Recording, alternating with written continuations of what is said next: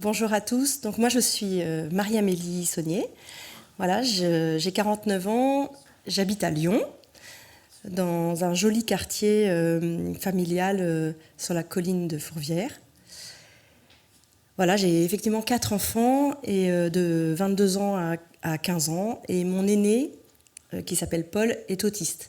Il est autiste de Kanner, ce qu'on dit autiste infantile précoce, dit de Kanner, c'est-à-dire que c'est un autisme assez profond, assez sévère. Il n'a pas d'autonomie, il n'a pas de langage, il a très peu d'intérêt pour autrui, et il a des intérêts très restreints.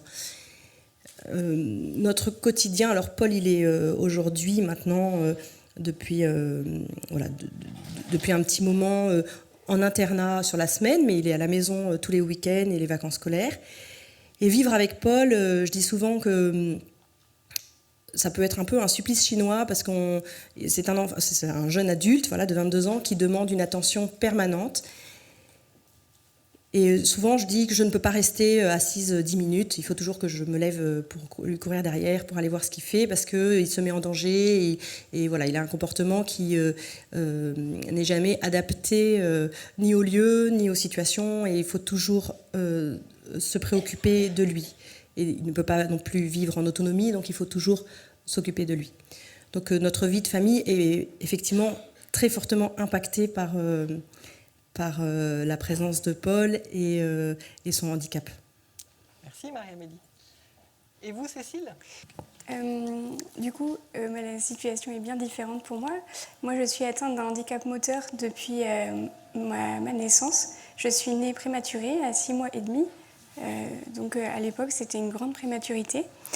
J'ai appris à marcher à l'âge de 3 ans. Jusqu'à mes 3 ans, je me déplaçais soit en rampant, donc j'avais des biscottos assez importants, soit à 4 pattes. Et puis j'ai appris à marcher grâce à mon grand-père qui m'a en fait construit un petit chariot, comme un chariot pour faire les courses au supermarché, dans lequel je pouvais mettre mon goûter, mon doudou pour l'école. Et grâce à ce grand-père, j'ai fait mes premiers pas et j'ai pu aller à l'école. Voilà. Ensuite, on suivit pas mal de rééducation, j'ai eu plusieurs opérations. Mais j'ai un parcours sinon autrement tout à fait classique. J'ai fait des études normales.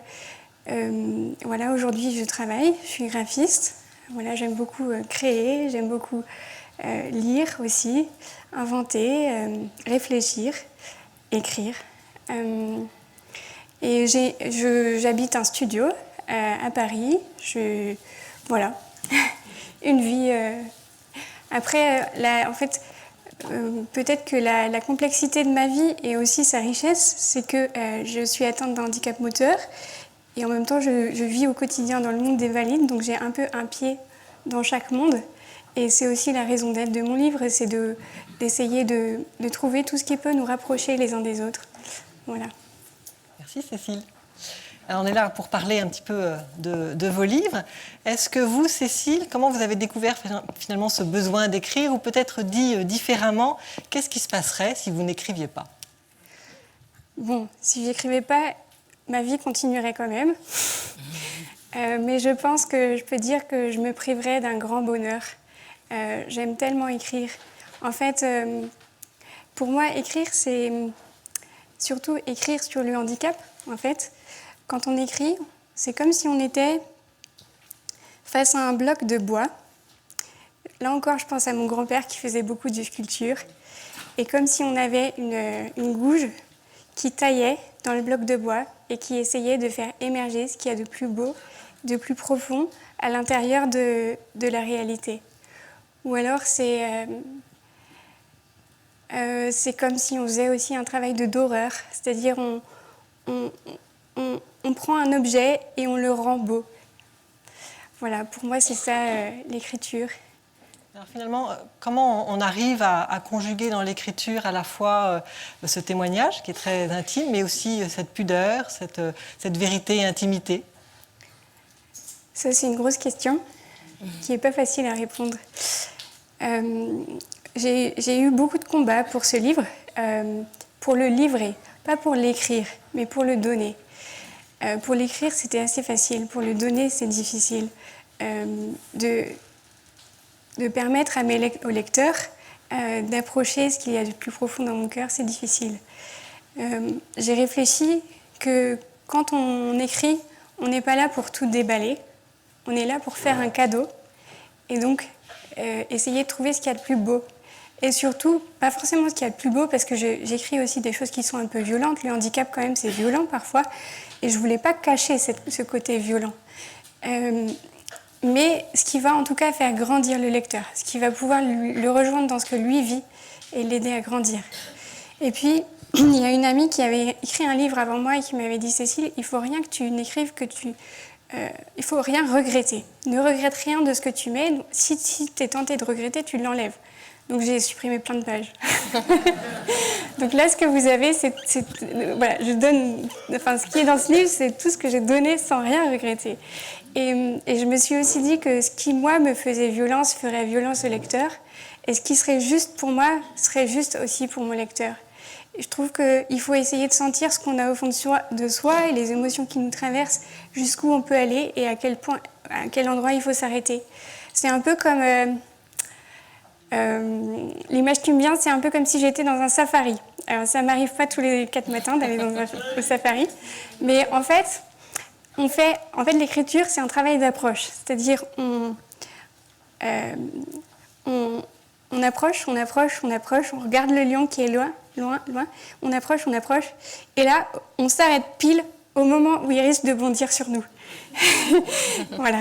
Pour moi, c'est ça. C'est ça la limite entre la pudeur et le trop. Voilà. Une belle image, merci. Et en fait, en vous lisant, alors je ne sais pas si certains d'entre vous ont lu aussi le livre de Cécile, mais moi, en vous lisant, j'ai pleuré, j'ai ri, enfin, j'ai eu plein de sentiments, j'ai eu même un sentiment aussi d'admiration aussi dans tout ce que vous écrivez. Est-ce que vous aussi, quand vous écrivez, vous avez cette envie de dégager une émotion pour le lecteur, ou est-ce que vous aussi, vous traversez un certain nombre de sentiments ? Ça ne s'est pas passé comme ça pour moi, pas tout à fait. En fait, moi, ce qui me vient, ces pages que j'ai écrites, c'est vraiment des visages, c'est des rencontres. À chaque fois, ce qui m'a guidée, c'est les rencontres, c'est les regards, c'est les soignants qui m'ont tellement bien soignée, c'est mes parents, ma famille, les gens proches, ma tante, voilà, mes amis proches. Chaque page, pour moi, c'est comme si... C'est comme s'il y avait une main tendue, comme s'il y avait un enfant à serrer dans mes bras, comme s'il y avait... voilà, c'est une rencontre à chaque fois, plus que des émotions. Chaque page, j'essaye d'allumer une petite lumière sur un chemin, et voilà, et j'espère que ça nous fait aboutir à la méga grosse lumière qui nous attend au-delà, quoi. Voilà. Bon, merci. Alors, Marie-Amélie, j'ai envie aussi de savoir un petit peu comment est né ce livre, qu'est-ce qui s'est passé ? Alors, ce livre, c'est d'abord la compilation des chroniques que j'ai pu écrire pour la revue Ombre et Lumière sur la période de l'adolescence de Paul, depuis l'âge de ses 14 ans, si je me souviens bien. Voilà, c'est d'abord ça.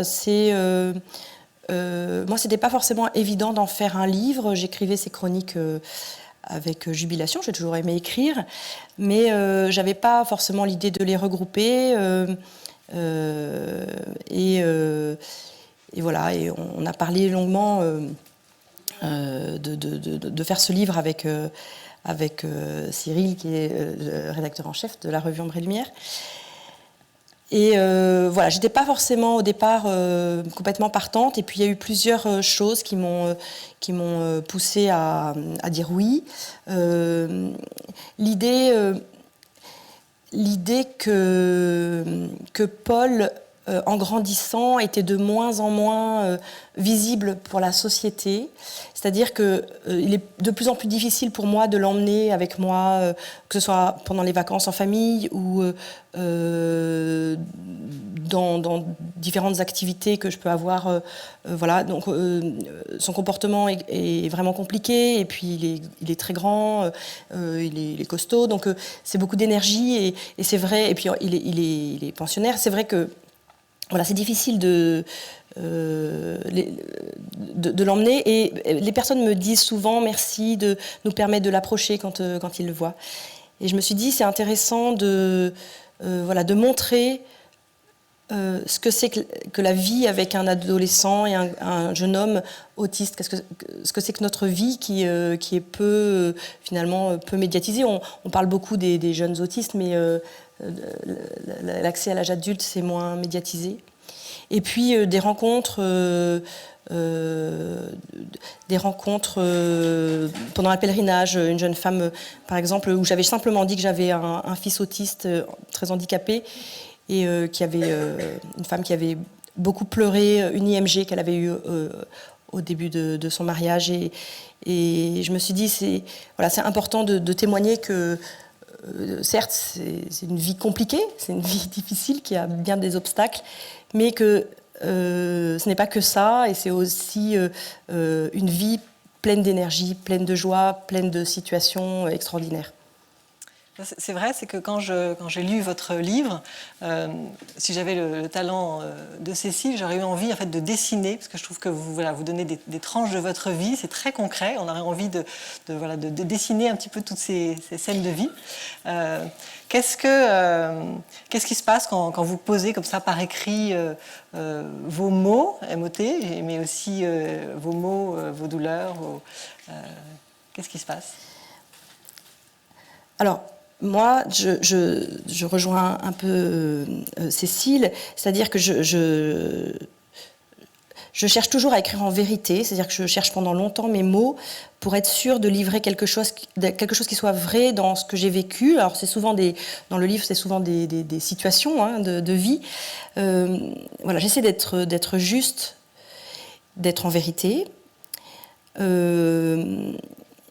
J'essaie aussi, je n'écris pas sur tout, c'est-à-dire que il y a des choses que je ne souhaite pas, des sujets que je ne souhaite pas aborder, qui sont trop douloureux pour moi, par exemple. Donc je suis en vérité, mais je choisis mes sujets.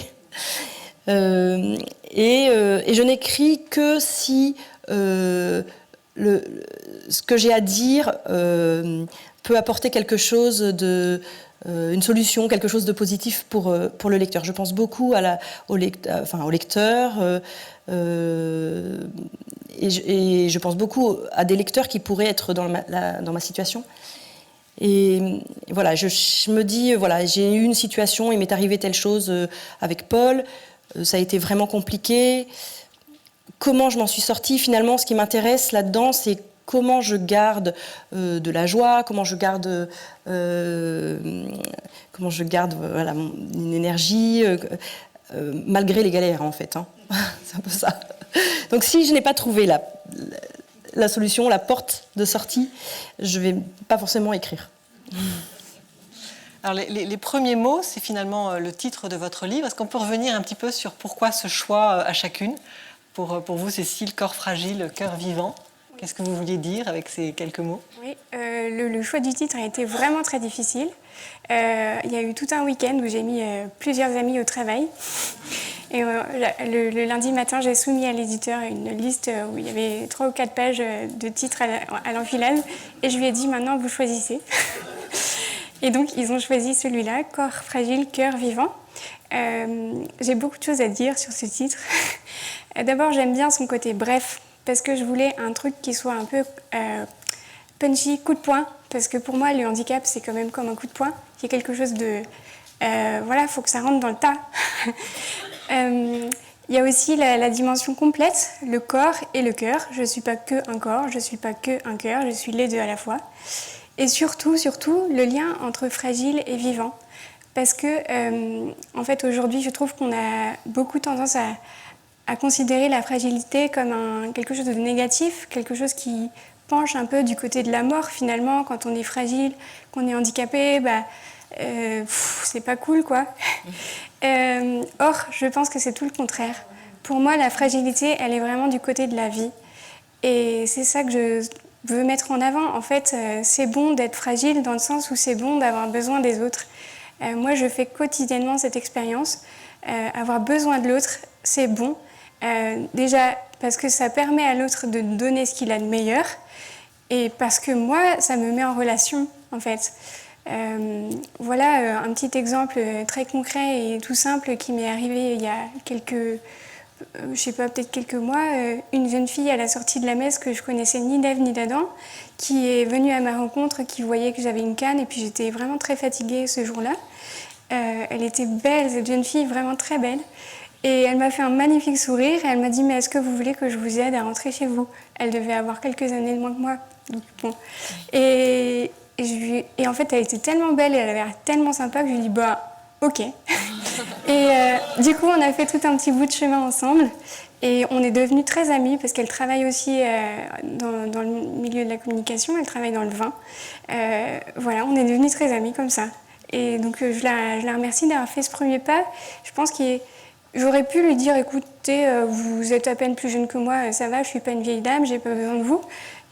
Heureusement que je l'ai pas fait. Voilà, c'est ça mon corps fragile et mon cœur vivant. Merci. Et vous, Marie-Amélie, on n'est pas à l'abri d'un bonheur. Alors moi j'adore ce titre, c'est pas moi qui l'ai trouvé, mais j'aime beaucoup ce titre, évidemment parce qu'il est plein d'humour, parce que si je résume ma vie, ça serait plutôt de dire on n'est pas à l'abri d'une tuile. Voilà. Et donc voilà, j'aime bien l'idée de cette pirouette, qui est finalement la gymnastique que l'on fait tous les jours quand on est confronté à des difficultés et qu'on essaie justement de trouver de la joie dans notre vie et de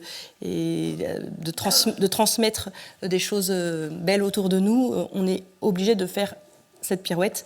Et donc, j'aime beaucoup ce titre qui reflète assez bien les différentes chroniques qui sont dans le livre. Alors, dans vos livres, chacune, vous parlez bien sûr de la fragilité, mais de la fragilité comme un chemin qui vous a rendu souvent plus humaine. En tout cas, c'est un peu les mots que vous utilisez, ou plus réceptive en tout cas à la vie telle qu'elle est présente. Alors, j'ai envie de vous citer Marie-Amélie quand vous dites « Je ne suis plus comme avant, je suis fragilisée, mais humblement et patiemment, avec l'aide de Dieu et des bonnes volontés, n'ai-je pas grandi en humanité ?» Puis à un autre moment, vous dites « Cette peine m'invite à revenir à l'essentiel. Renoncer à faire et à s'agiter, disposer son cœur à rendre grâce pour toute chose malgré les difficultés quotidiennes. » Comment on arrive à pouvoir dire des choses comme ça ? Racontez-nous un petit peu ce chemin d'humanité. C'est vrai que c'est un chemin qui est long et pas simple. C'est un chemin forcé pour moi. Que je n'ai pas fait sans colère et sans râler, parce que je suis une grande râleuse. Mais c'est un chemin qui a pu se faire par des rencontres, par aussi l'attention en fait que j'ai voulu avoir avec mon fils, toutes les périodes de questionnement que j'ai pu avoir autour de son handicap, et surtout son impossibilité de communiquer, son impossibilité de comprendre les mots, de comprendre son environnement. Tout ça ne peut pas me laisser indifférente en fait, et m'a énormément perturbée, je dirais, et je me suis posé vraiment beaucoup de questions. Et c'est vrai que l'écriture m'a permis aussi de poser les mots, de réfléchir à cette situation particulière. Et j'ai pu faire ce chemin main dans la main avec Paul, je pense. Merci. Et vous, Cécile, si je vous lis, c'est « Je m'aperçois à ce moment-là que les limites de mon corps deviennent le lieu d'une conversion. Au lieu d'une contrainte, elles m'apparaissent après coup comme un bienfait. Ne sont-elles pas un garde-fou contre la tentation de la maîtrise ? À la faveur de ma fatigue, je découvre peu à peu le sens de la mesure. J'apprends à accorder ma volonté au temps qui passe. Comme si les aléas du quotidien m'offraient 1000 occasions de me dessaisir de moi-même pour contempler le réel qui m'est donné aujourd'hui et maintenant. Quelle est la place de l'écriture pour faire ce chemin incroyable ? En fait, déjà, je voudrais revenir sur ce que vous disiez, Marie-Amélie, sur la colère, parce que je trouve que c'est important d'en parler. C'est vrai, le handicap, ça met en colère sans arrêt. Moi, j'ai l'impression que je me cogne. Souvent, je me dis, mais pourquoi c'est pas limpide, c'est pas un chemin limpide. Et c'est, quand je dis que c'est le lieu d'une conversion, c'est-à-dire que moi, plusieurs fois par jour, je vais me cogner au fond du puits, être énervée, agacée, et tac, et plonger, et taper du pied et remonter. Voilà. Et en fait, la conversion, moi, je suis pas Saint Paul. C'est-à-dire que je me suis pas convertie d'un seul coup, boum, et puis voilà, ça y est, maintenant, l'éternité, elle est devant moi et c'est trop cool. Et ben non, en fait, c'est tous les jours, un petit peu. Et j'espère que, en fait, à chaque fois, je touche le fond du puits, puis je remonte un tout petit peu plus haut, et un tout petit peu plus haut, et un tout petit peu plus haut. Et au final, il y a quand même un chemin de lumière qui se fait. Mais c'est progressif. Le tout, c'est de ne pas se décourager, de demander pardon quand on s'énerve, c'est pas toujours facile, et puis de s'appuyer sur les autres aussi. Voilà. Après, le lien avec l'écriture, pour moi, c'est le temps, la dimension du temps. Quand on écrit, on prend son temps. Et pour se convertir, ça prend du temps aussi. Et pour accepter le handicap, ça prend aussi beaucoup de temps et il faut l'accepter. On ne peut pas accepter le handicap tout d'un coup comme ça. C'est toute la vie. Et enfin, je pense que Marie-Amélie, vous pourriez dire la même chose. On scoltine le handicap au quotidien et c'est ça qui nous transforme. Voilà. Et est-ce que vous voyez dans vos familles ce chemin d'humanité possible pour vos enfants, Marie-Amélie, Ce qui est sûr, c'est que je vois mes enfants qui sont des grands ados maintenant avoir par exemple un rapport avec les personnes handicapées que j'étais incapable d'avoir à leur âge. Là, on rentre de Lourdes, où on était pour les 50 ans de Foi et Lumière. J'ai vu mes enfants tellement heureux dans ces grands temps festifs et tellement heureux de partager du temps avec des personnes porteurs de trisomie ou des personnes porteurs de tout type de handicap mental que j'étais extrêmement touchée en fait de voir que la vie avec leurs frères leur avait ouvert en fait cette dimension que moi je n'avais pas du tout évidemment à leur âge, puisque à leur âge je n'avais jamais côtoyé de personnes porteuses de handicap mental en fait. Et donc voilà, c'est un beau fruit quand même. Voilà. Comment vos enfants expriment tout ça ? Est-ce qu'eux aussi passent par l'écrit ? Non, pas forcément par l'écrit. Alors, j'ai dans le livre, ma fille Philippine donne son témoignage, mais voilà, qui a été fait à l'occasion d'un interview et réécrit. Mais non, il passe pas forcément par l'écrit, mais c'est des choses qu'on partage beaucoup, enfin, qu'on partage en famille. Leur sensibilité au handicap peut aussi se révéler à travers des colères, c'est-à-dire devant l'injustice en fait de certaines situations de personnes handicapées. Je vois encore ma fille sermonnant une dame à la paroisse qui avait mal accueilli son frère. En fait, Paul, il crie beaucoup pendant la messe, quand il rentre dans une église, et ça résonne, alors il crie beaucoup. Et il y avait une dame qui avait fait une réflexion, parce qu'elle voyait ce grand garçon crier. Et ma fille avait été la voir à la sortie de la messe, elle lui avait dit Madame, je n'ai pas vraiment apprécié la façon dont vous avez parlé de mon frère. Et je me suis dit, oulala, elle est bien courageuse, mais elle m'avait dit voilà, j'ai besoin qu'il y ait une justice, en fait, pour lui. Donc voilà, c'est des cadeaux pour moi de voir que mes enfants ont cette sensibilité et voilà, et cette proximité avec leurs frères, bien sûr. Et vous avez d'autres exemples comme ça où votre Paul fait faire un chemin d'humanité à des personnes?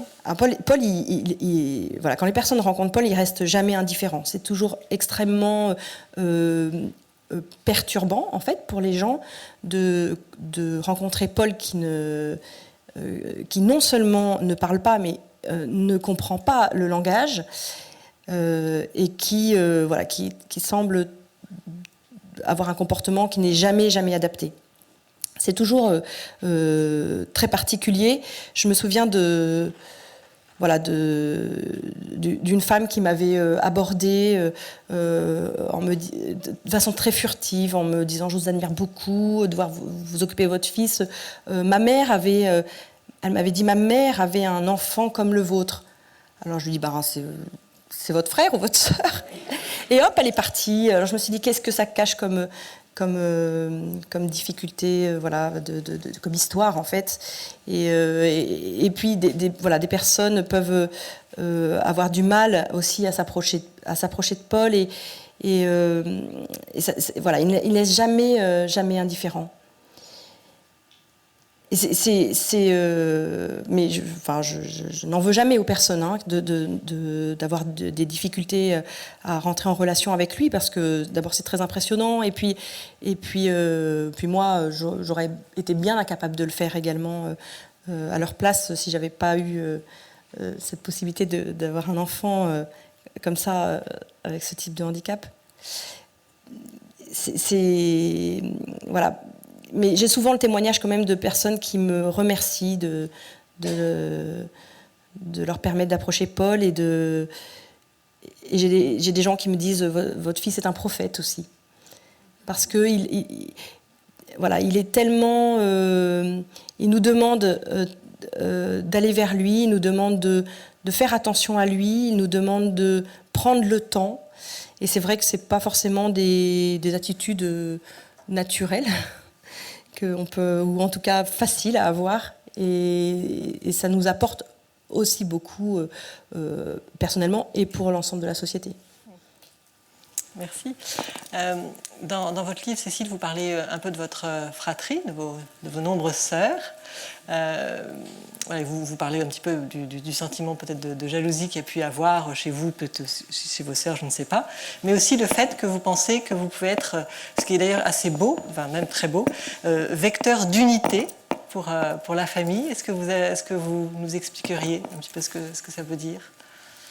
Alors la jalousie, oui, en effet, j'ai beaucoup connu ça. Je raconte un épisode qui me revient souvent en mémoire d'un jour où ma sœur avait été invitée en soirée et où maman elle lui avait cousu une magnifique robe, et pour ajuster les ourlets, elle était montée sur la table et elle tournait.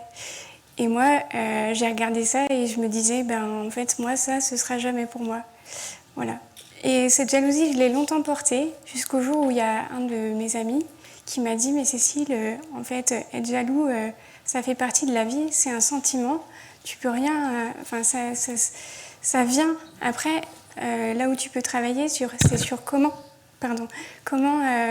qu'est-ce que tu en fais de ce sentiment? Est-ce que tu te laisses manger par lui, ou est-ce que tu le transformes pour dialoguer, pour avancer. Et ça m'a vraiment ouvert des pistes. Alors je ne dis pas que la jalousie a complètement disparu de ma vie, mais j'arrive un peu mieux à la gérer. Et après, pour la fratrie en général, moi j'adore vraiment chacune de mes sœurs. On est donc 6 filles, donc j'ai 5 sœurs. Je suis la seconde. Et voilà, grâce à elle, j'ai vraiment vécu des trucs super. On a fait une qui m'a emmenée en voyage. En fait, parfois, je ne l'ai pas dit au début, mais j'aurais dû. En fait, au quotidien, je marche avec une canne. Et de temps en temps, j'ai besoin d'un fauteuil roulant quand les distances sont trop longues, parce que j'ai très mal au dos. Voilà. Et en fait, mes sœurs, elles ont peur de rien. Donc, elles me disent toujours, mais Cécile, si tu as besoin d'un fauteuil, mais nous, on est là, on le fait avec toi, quoi. Et en fait, à chaque fois que je suis avec elles, c'est l'aventure. Et après, je pense que le handicap m'a rendue...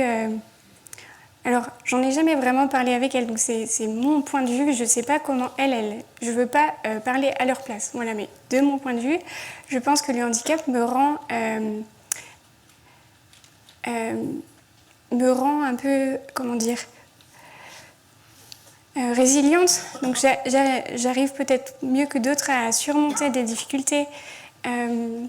Et puis je sais ce que c'est que de l'intérieur, je sais ce que c'est que d'être seule. Donc je pense que j'ai un cœur à l'écoute. Et les deux conjugués, ça fait que dans ma famille, je suis quand même quelqu'un qui écoute beaucoup et qui aide mes sœurs quand elles ont une difficulté à franchir. Je suis là pour elles, enfin j'essaye de les aider, voilà. Donc ouais, je suis un peu la plaque tournante. Et ça, c'est vrai que c'est beau. Vecteur d'unité. Voilà. Mais je pense que elles m'apprennent l'audace. Ce que je trouve très beau aussi dans votre livre, c'est que vous dites qu'il n'y a rien qui vous rend plus heureuse que de voir vos sœurs construire leur vie. Oui. Je trouve que c'est un beau message pour tous les frères et sœurs de construire sa vie. Qu'est-ce que vous auriez envie de dire finalement à toutes les personnes qui sont là, tous les frères et sœurs? En fait, c'est vrai qu'elles m'ont jamais dit « Ah, ma pauvre Cécile, ah, t'es pas comme nous, ah, je sais pas quoi ». Non, elles ont toujours cru et elles continuent de croire que le bonheur, il est possible pour moi, même si mon bonheur, il est différent du leur. Elles ont des familles nombreuses, moi, c'est pas encore mon cas. Peut-être qu'un jour, j'aurai des enfants, mais j'en sais rien du tout. Mais elles m'ont jamais barré la route, elles m'ont jamais mise dans la case de la personne handicapée qui pourra jamais rien construire. Elles s'adaptent à qui je suis et elles m'aident à voir plus loin. Et donc ça, mais je leur dis mais 1000 fois merci, quoi. Et ça enfin voilà, je me réjouis vraiment beaucoup aussi de qui elles sont aujourd'hui, parce que tout leur bonheur familial rejaillit aussi sur moi. C'est quand même cool d'avoir 5 sœurs chez qui je peux aller pour toutes les vacances. Ça me fait 5 lieux de vacances différents. C'est quand même génial, quoi.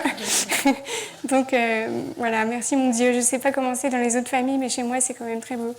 Ben chez vous, Marie-Amélie, c'est comment les frères et sœurs construisent leur vie? Les frères et sœurs de Paul. Ou les vôtres, peut-être? Alors, ils construisent leur... Moi, on m'a souvent dit, tu verras, les frères et sœurs, ils veulent tous faire des études d'éducateurs spécialisés. Alors, c'est vrai que c'est un sujet que je n'ai jamais trop osé aborder avec eux. J'ai pas voulu les influencer ni dans un sens ni dans un autre. Là-dessus, je les laisse assez libres de choisir leur voie. Et en l'occurrence, il n'y a qu'une sœur de Paul qui fait ses études, qui est en études supérieures aujourd'hui, mais elle n'a pas du tout choisi une voie d'éducateur spécialisé. Même si elle ne se cache pas que, elle ne cache pas que la fragilité, le handicap est un souci pour elle, et j'imagine bien que dans leur vie future d'adultes, ils auront chacun un regard particulier sur les personnes qui les entourent et les personnes, en tout cas touchées par le handicap, c'est certain. Ils ne pourront jamais, je pense, être indifférents à une situation de fragilité autour d'eux, même si leur métier n'est pas directement lié au handicap.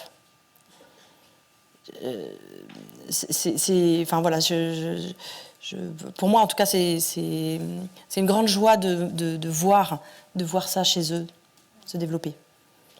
Mais après, alors, dans les relations... Cécile, vous parliez des relations fraternelles, c'est toujours passionnant, hein, les relations fraternelles, quand en plus dans la famille il y a ce sujet d'un des membres de la famille qui est plus fragile, qui a une faiblesse. Moi, j'aime bien l'idée que les frères et sœurs bousculent un peu. C'est-à-dire que je vois vos sœurs vous ménagent pas, même si elles sont, même si évidemment c'est une grande ressource. Alors après, chacun avec leur personnalité, évidemment réagissent différemment, puis avec leur place dans la fratrie également. Mais ils sont capables de dire des choses parfois un peu dures sur leur frère. Qu'il est casse-pied, qu'il nous empêche de faire plein de choses. Voilà, ils peuvent l'exprimer. Voilà. C'est plutôt sain. Merci. Alors, vos livres sont aussi des vrais témoignages de foi. Comment l'écriture participe en fait à ce chemin? Est-ce que c'est une façon de relire qui vous permet de faire ce chemin? Qui veut commencer? Vas-y. Alors c'est vrai que comme moi j'ai dû faire ce travail de relecture de l'ensemble des textes que j'avais pu écrire tout au long de l'adolescence de Paul, ça m'a obligée un peu réfléchir d'où j'étais partie et où j'en étais aujourd'hui. Et je dois dire que effectivement, il y a un vrai chemin de foi qui m'a sauté aux yeux en fait avec cette relecture, qui est voilà, quand on est dedans, on réalise pas forcément, mais effectivement, en prenant ce recul, j'ai réalisé que je pouvais avoir une foi extrêmement intellectuelle.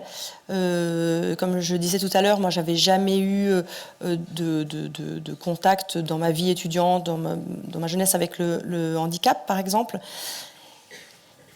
Et la fréquentation du coup la venue de Paul et puis du coup l'ouverture à d'autres personnes handicapées, puisque avec Paul, eh bien moi j'ai rencontré des tas de personnes porteuses de handicap. Ça m'a permis peut-être d'avoir une foi plus incarnée dans la charité fraternelle. Peut-être aussi voilà, tous les questionnements que j'ai pu avoir sur l'intérêt de la vie de Paul, l'accès de Paul au sacrement, par exemple, qui a été des questions très difficiles pour moi de comprendre si c'était possible ou pas. J'ai eu beaucoup je ne sais pas si on peut dire de colère, mais en tout cas de colère sur l'injustice de notre situation qui nous empêchait de nous engager, d'avoir des engagements, d'être tout le temps plutôt en situation de demander de l'aide. Voilà. Donc tout cela, tous ces questionnements, toute cette fréquentation de la fragilité progressivement a fait évoluer ma foi qui est passée, je dirais, alors si je prends un peu des raccourcis, de la volonté d'être exaucé, c'est-à-dire de prier pour une guérison, de prier pour être exaucé, à la joie de savoir que finalement le plus important c'était d'être accompagné et que Dieu était présent à mes côtés. Voilà. Et c'est vrai que aujourd'hui je peux dire que ma foi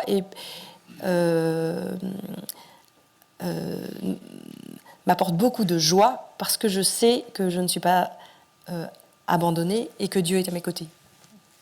Merci. Cécile, pour vous, est-ce que vous avez découvert, grâce à cette relecture et à cet écrit, des choses que vous n'auriez pas découvert autrement dans ce chemin de foi? Non. Enfin, je pense que tout était déjà au fond de moi. Non, par contre, le chemin de foi, moi, je l'ai fait vraiment, au moment où j'ai dû...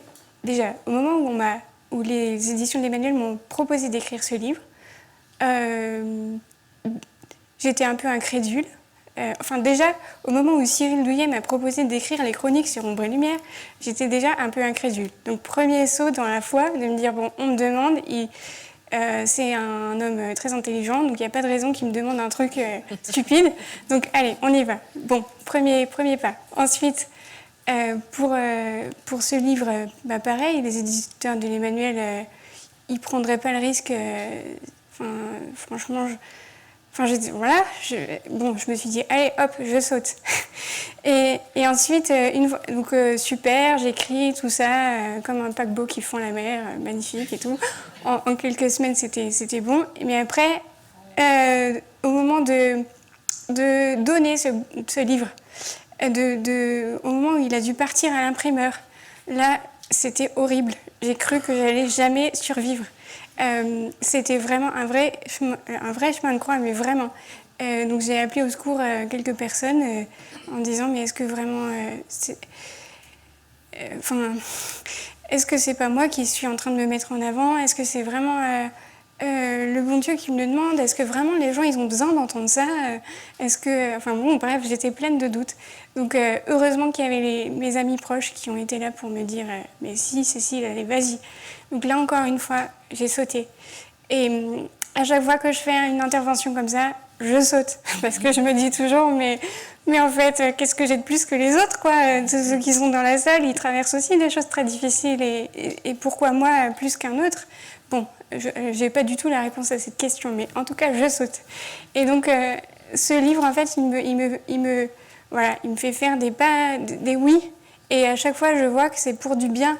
Et que voilà, ça rejoint des personnes et moi ça me fait avancer aussi, ça me fait grandir, ça, voilà, bon, mais le chemin n'est pas terminé. Voilà. Et dans ce chemin de foi, vous parlez toutes les deux dans votre livre de guérison, et vous en avez parlé tout à l'heure. Cécile, avec cette idée que vous aimeriez bien que quand les gens prient, ils y croient vraiment. Et puis Marie-Amélie, c'est vos enfants qui disent on aimerait bien la guérison, je ne sais pas, on n'a pas envie que Paul change.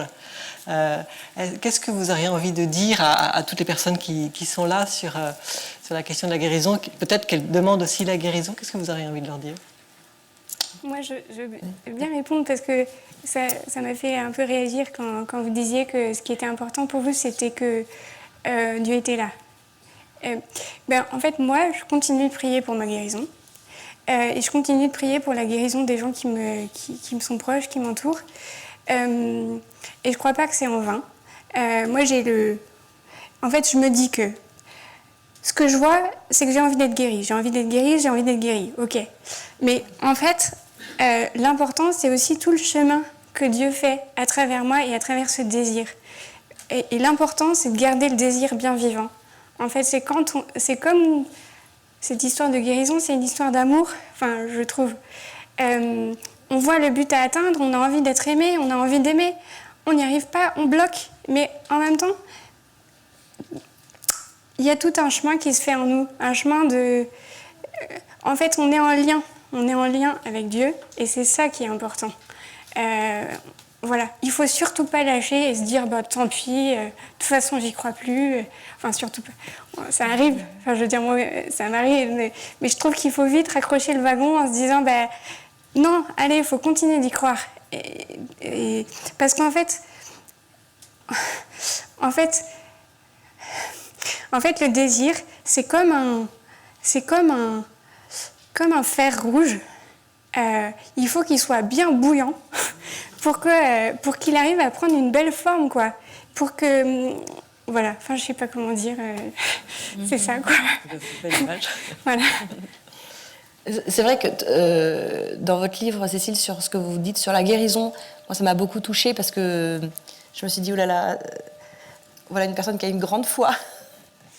Et voilà, ça m'a touchée. Le sujet de la guérison, alors là, je parle de la guérison de Paul.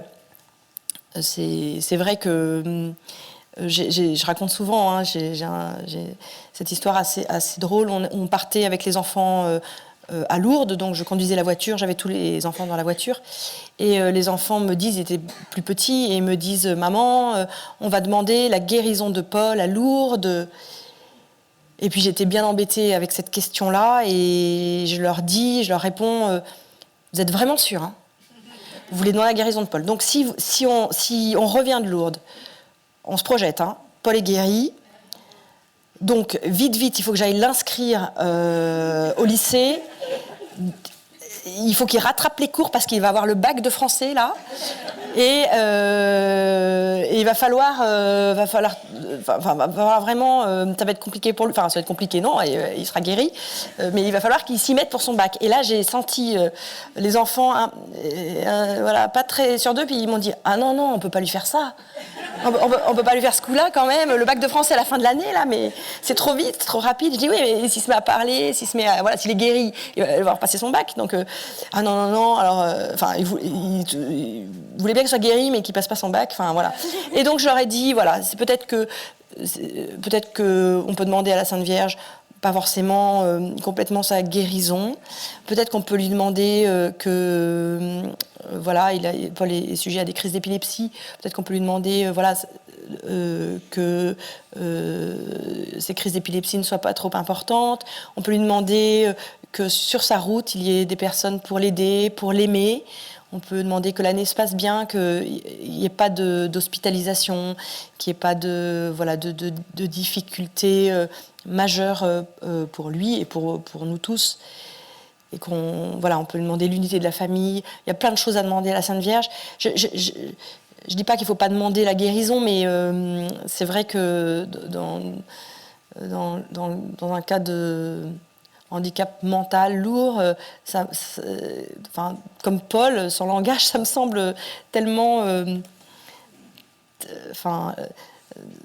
un écart tellement important que presque pas souhaitable, je n'ose même pas le dire. Mais... Oui, en fait, Marie-Amélie, je suis d'accord avec vous. C'est-à-dire qu'il faut aussi... Moi, de toute façon, je suis quelqu'un de complexe, je le sais. Donc, je peux à la fois souhaiter ma guérison et en même temps me dire, mais attends Cécile, en fait comme t'es, c'est déjà très bien. Et comme Paul est, heureusement qu'il est comme ça et qu'il n'est pas autrement, parce qu'avec ce qu'il est, il dit quelque chose de l'amour, quoi. Donc on peut souhaiter être guéri et en même temps se dire, bah oui, mais Dieu il passe à travers moi, à travers ce que je suis aujourd'hui, quoi. Et puis je rajoute peut-être quelque chose, c'est que Paul il ne souffre pas. Paul, il ne souffre pas. Paul, il a une espèce de tonicité joyeuse. Il est plutôt d'un caractère très gai et il ne souffre pas. Je ne dirais pas la même chose si Paul souffrait de son handicap. En effet, je pense que la question, pour moi, c'est ça qui motive mon truc. C'est que la souffrance, c'est ça qui est le plus difficile. Après, moi, il y a une chose que je souhaite rajouter sur la guérison, c'est que je suis très, très énervée contre les personnes qui me disent « Mais Cécile, ce qui compte, c'est la guérison du cœur. » En fait, c'est bien gentil, mais moi, c'est mon corps qui est abîmé. Donc, ce que je voudrais, c'est qu'on croie avec moi jusqu'au bout à la guérison de mon corps. Et ça demande vachement d'audace et peut-être encore plus de foi de croire à la guérison du corps, parce que c'est physique, que ça se voit, que de croire à la guérison du cœur, où c'est un petit peu à l'intérieur, là, et personne ne voit rien, et personne n'est témoin, et voilà. Et donc... zut, quoi, on est incarné et il faut y aller jusqu'au bout, quoi. Voilà. Bon, on va demander cette guérison.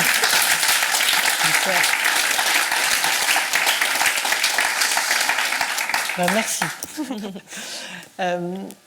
Alors, je sais que l'une et l'autre avaient lu le livre de l'autre. Oui, bien sûr.